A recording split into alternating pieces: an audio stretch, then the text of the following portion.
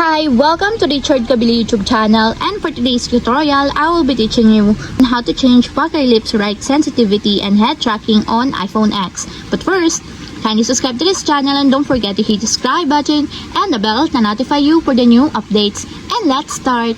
Using your iPhone X, from your home screen first, go to Settings. Then in the settings, scroll down and find the accessibility and then tap.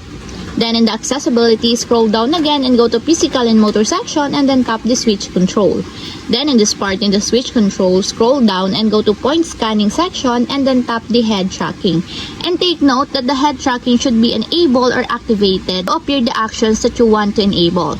And then after that, in the head tracking, go to action sections and then tap the pucker lips right. Then in the pucker lips right, tap the sensitivity. Then in the sensitivity, if you want to change your actions into slight, just tap it until there's a check mark on the side. And lastly, if you want to change your action into exaggerated, just tap it also until there's a check mark on the side, just like this. And take note, choose the amount of expressiveness needed to perform the expression. And that's it, we have successfully changed pucker lips right sensitivity and head tracking on iPhone X. If you have a question, kindly comment down below and don't forget to hit the subscribe button and the bell to notify you for the new updates. And thank you for watching!